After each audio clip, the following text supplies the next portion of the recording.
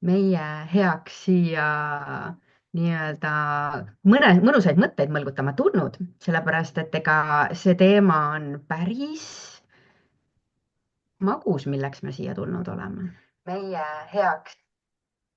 No nii, vaatame kohe.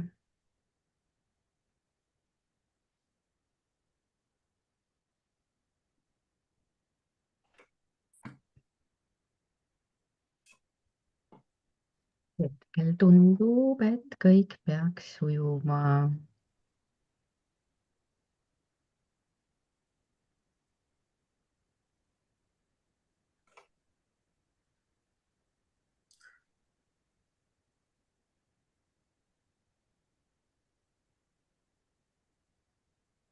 No nii.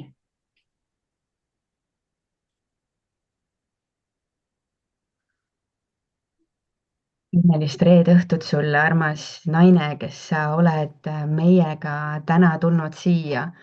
Räägime Epuga väga põneval teemal täna, aga kui sa meid veel ei kuulanud eelmine kord, sest meil on siin tegemist praegu ju sellise miniveebinaride sarjaga lausa, ehk siis me eelmine kord, mis päev see nüüd oli, reede, kolmapäev? Kolmapäeval.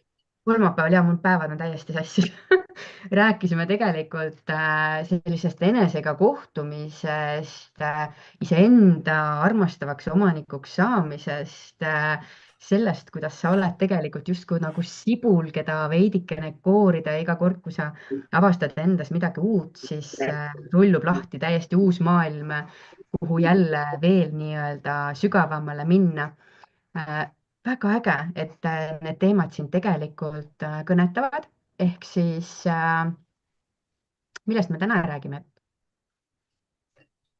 Täna me räägime järgmisest kõige huvitavamast teemast. Ja ma arvan, et täna on üks selline teema, millest on väga raske rääkida tegelikult. Ehk kas saab olla, et mismoodi siis see rahulolu ja rahulolematuse mäng käib. Et kas on võimalik olla liiga rahul ja kas on võimalik olla liiga rahulolematu, kas on olemas liiga palju kriitikat ja kas on olemas liiga vähe kriitikat. Ja kuidas sellega on?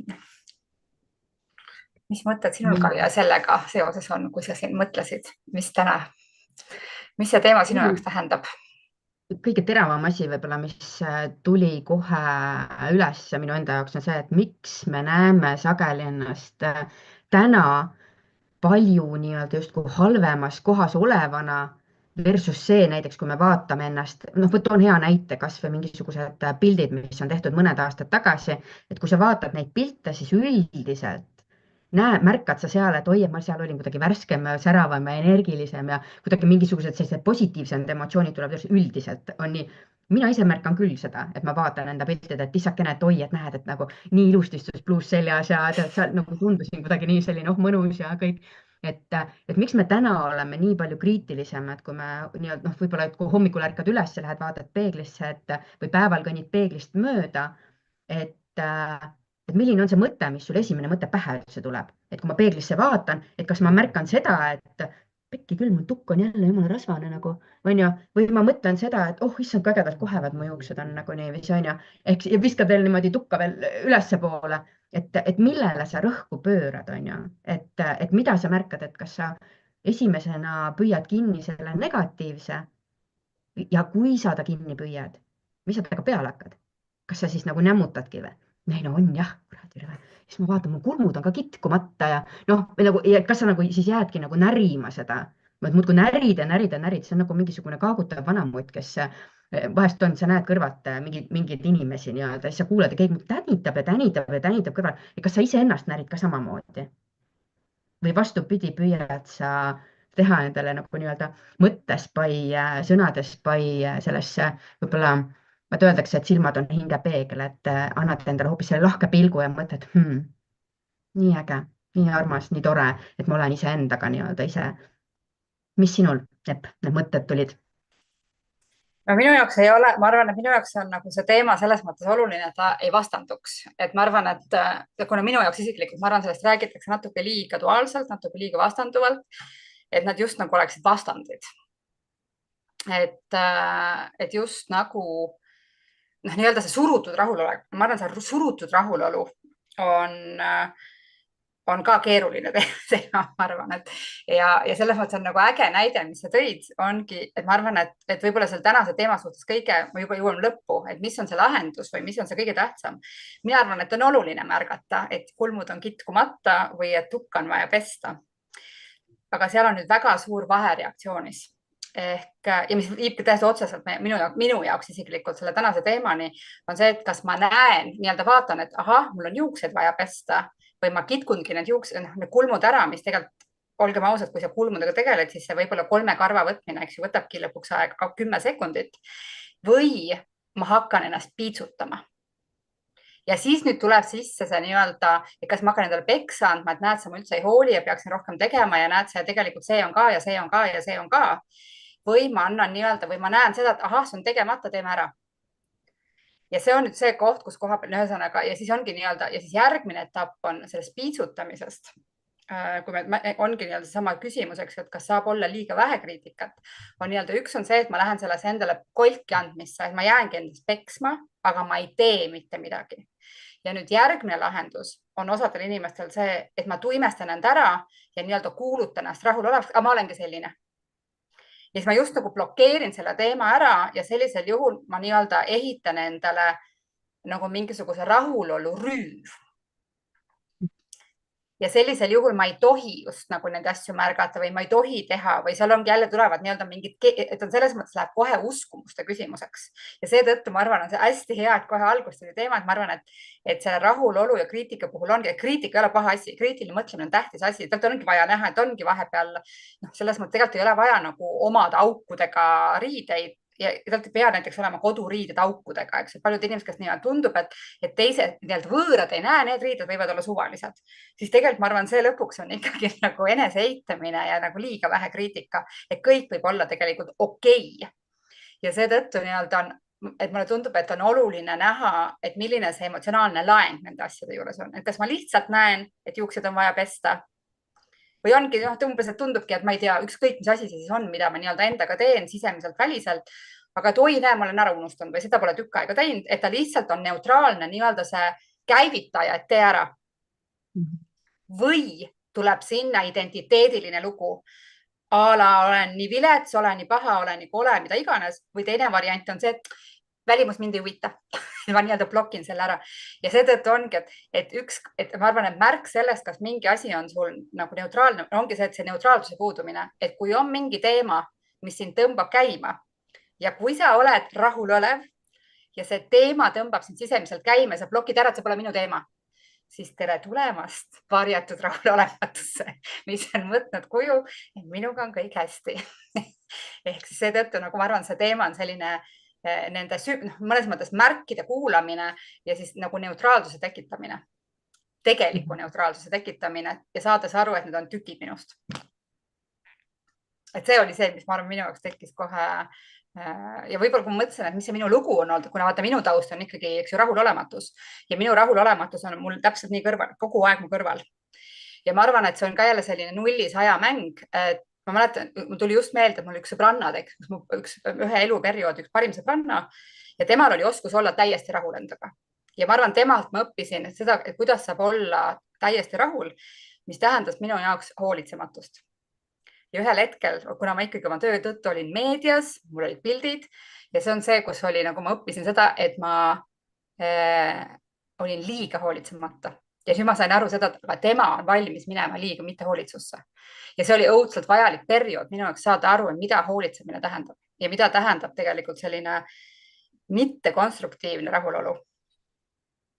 tegelikult see tegelikult mõjutab teisi inimesi ka, et see ongi see, et ma ei ole tegelikult ei usalda seda, mismoodi ta tuleb seltskonda, kas ma saan teda tegelikult esindama saata, et seal on nagu nii palju mõju selles liigses hoolitsematuses, et neid kihte on hästi-hästi palju, et ongi nagu ma olen siin rääkinud, et nii-öelda julgus olla ilus ja julgus olla kole. aga et tegelikult vahepeal ikkagi on mitte küsimus, et ma pean olema ilus, aga tegelikult ma tean, et minul on vaja, et kuna mul on kasvõi ma teen webinare, ma olen, ma ei tea, uudistes, ma teen mingeid asju, kuna ma tean, et ma olen valmis olema enesekriitiline ja mul on neid mingeid lugusid, mida ma lihtsalt ei taha vaadata, sest lihtsalt see on nagu, ma arvan, see on ebavajalik, et ma selline välja nägin, sest ma tean, et see oli puhas nagu vahet pole väsimus, rumalus, oskamatus. Aga selleks, et tagada oma pikaajaline rahulolu, eriti selliste asjade puhul, siis ma olen avastanud tegelikult selle rahulolu tegemiseks, ma saan teha õudselt vähe. Ja see on olnud ka selline põnev õppimine, et nii-öelda, mis see nimekiri kriitiliselt on vaja selleks, et ma saaksin pikaajaliselt rahul olla. Ja see on ka selline jätkusuutliku enesehoolitsuse teema. Aga sinul? Väga põnev, nüüd praegu mul juba tuli jälle mingi uus kiht lahti, ma tunnen ise enda sees. See on see, ma usun, et kui sa praegu kuulad ise ka, et sa samamoodi tunned, et kuidas sul sees mingi asi nagu süttib vahepeal, mingi mõte tuleb niimoodi pähe ja sa avastad, et nüüd 2 minutit on edasi räägitud ja ma jäin kuhugile nagu toppama, siis tuled tagasi, oota, kus me nüüd oleme. Et minu jaoks võib-olla selle enesekriitika koht on olnud veel üks aspekt, noh näiteks seesama, sa tõid välja selline justkui see esinduslikkus, kui sa käid teistele midagi rääkimas, kui sa oled mõnes mõttes justkui lambivalguses või rambivalguses, nimeta, kuidas seda tahad. Et ka täna siin tegelikult ma ju tulen nii-öelda justkui avalikkuse ette.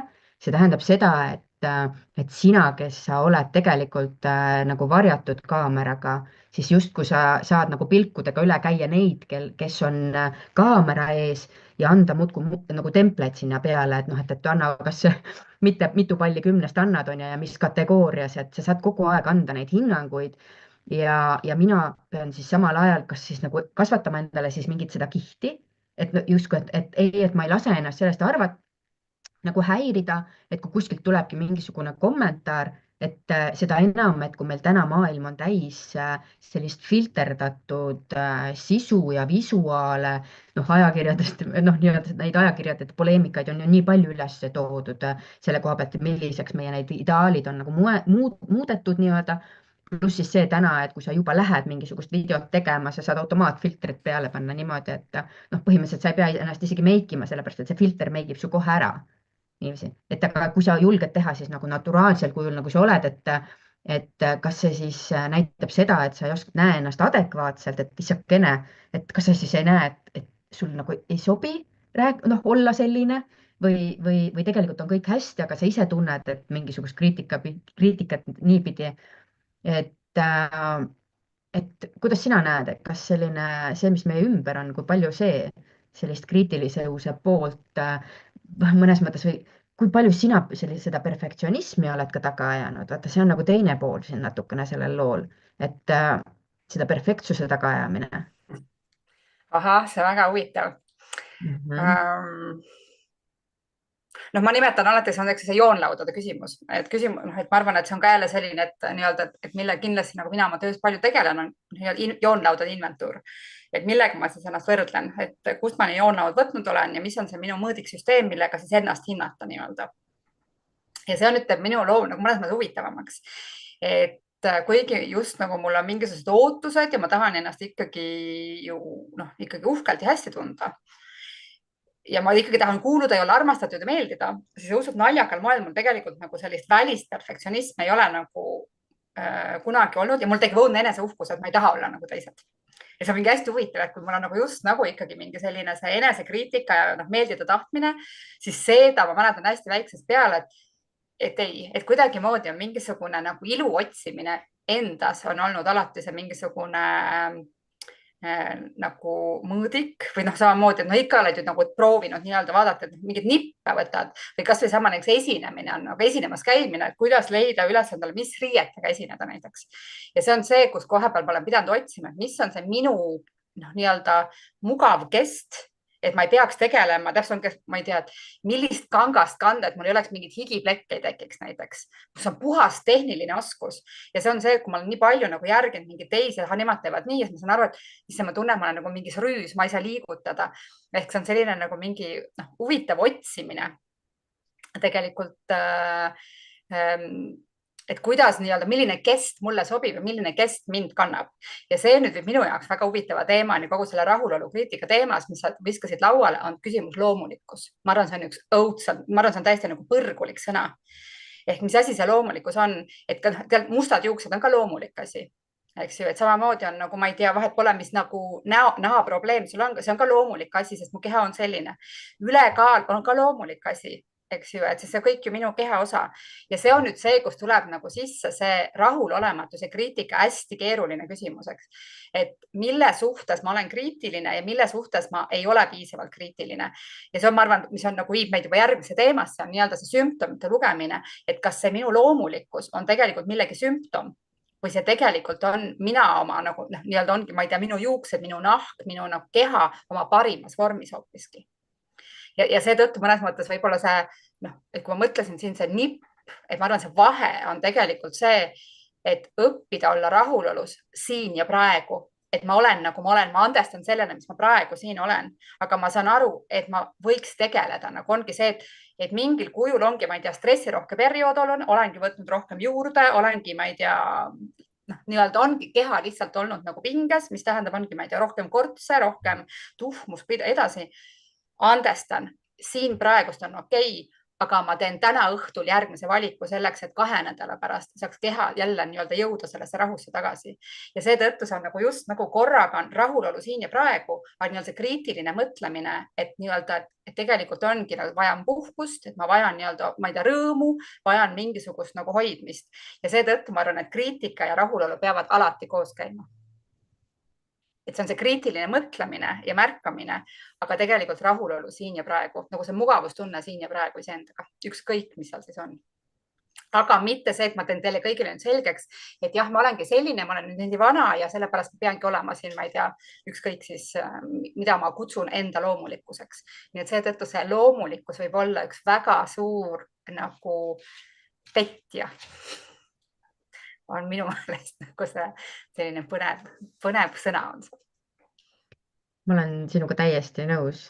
Mul on nii hea meel, et sa natukene seda justkui sellist sümptomite keele meie järgmise vestlusteema üles tõid siia, sellepärast et see kõik ongi omavahel hästi tihedalt seotud, et nii nagu me oleme Rahu peegelpildi programmis ka kõik need moodulid nii-öelda nagu välja ja need nädalate teemad nii-öelda valinud, nad ongi kõik omavahel seotud.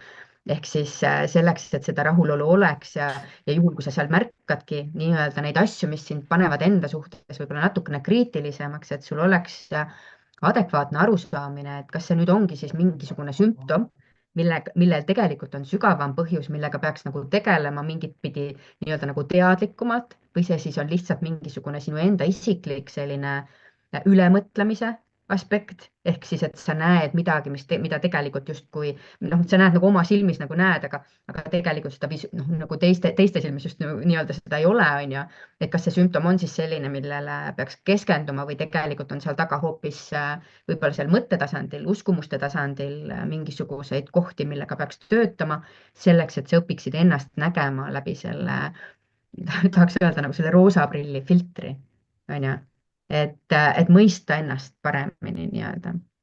Ehk siis esmaspäeval kell 10 räägime natukene põhjalikumalt sellest oma keha kuulama õppimisest, sümptomite keelest, millised need on siis võib-olla sellised asjad, mida sageli eiratakse või millega ei osata õieti võib-olla midagi peale hakata. Et need teemad ja. jah, kuidas õppida oma keha nagu kogu oma olemuse nii-öelda seda keelt on, ma arvan, see, mis me siin järgmine kord räägime, sest see on jälle see, et kuidas nii-öelda vahet teha nendel asjadel.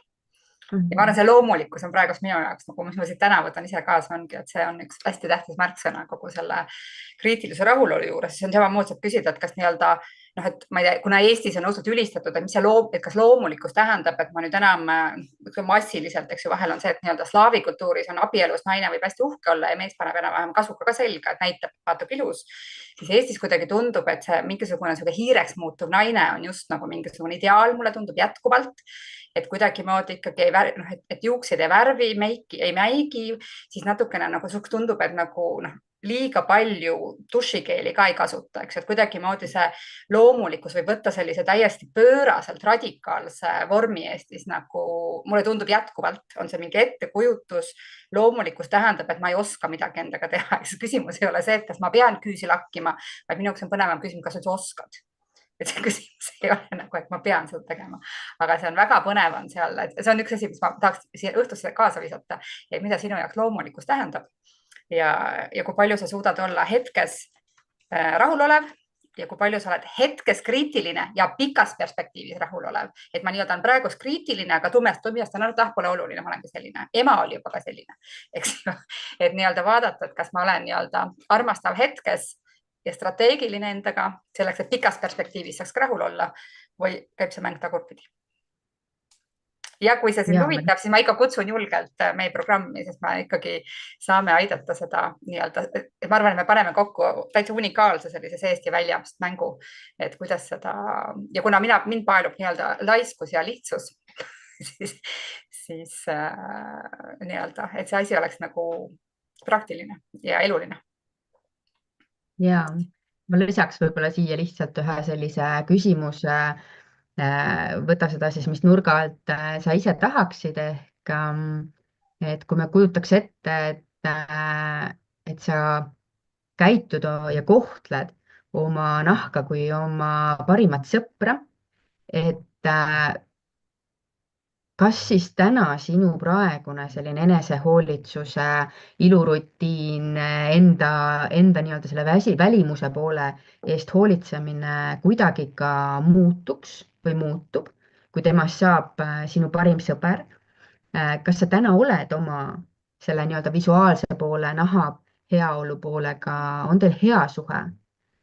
Ja kui sa tunned täna, et see suhe ei ole tegelikult nii hea, ei ole üksteisele nii pühendunud, kui tahaksite, sellepärast et suhe on kahepoolne tegelikult, siis kõige tähtsam on teadmine see, et suhe või suhte kvaliteet on arendatav. Need aspektid, millele tähelepanu pöörata, need on õpitavad. Ehk siis ka sõprussuhet on võimalik nii-öelda nagu luua ja hoida, kui sa seda tahad. Aga kui sa ei hoia, kui sa nagu nii-öelda investeeri sinna oma energiat, oma tähelepanu, oma hoolt, oma fookust, siis on kõik palju keerulisem ilmselt ka sellest, kuidas öelda, sellele peegelpildile mitte naeratamisest lahti saada. Ehk siis oleme armastavad oma naha suhtes ja kui täna see suhe tunned, et natukene lonkab, siis õpime seda suhte hoidmist ja loomist. Ikka me hakkame teda looma ja siis hakkame hoidma. Niipidi vist on õige. Ei tea, kunagi ei tea, kus on õige. Mina ütlen selle peale kõik ongi, see ei pea olema keeruline, sest vahel, kes kardavad seda, see võib tunduda, et see on nagu, et kas ma pean jõustuse prioriteediks muutuma. Ei pea. Ja teine asi on see, et algus on seal, kus sa oled. Ja vahel meil on olemas see palju rohkem, aga me ei teadvusta. Et seetõttu on alguspunkte on palju. Aga väga tore. Aitäh sulle. Ja. Aitäh, Kaia. Aitäh kõik, kes siin kuulasid ja kes kuulavad ja siis me juba kohtume järgmine kord. Esmaspäeval näeme. Just. Ja kui sa veel meie esimest miniveebinari ei vaatanud, siis YouTube'is on salvestus kenasti olemas. Mine piilu sinna, siis saad meie esimesed mõtted ka kinni püüda, sellepärast et kes teab, ehk on just seal sinu jaoks selline pisikene väike idukene, või seemnekene, mis paneb palju uut ja põnevat idanema nii-öelda.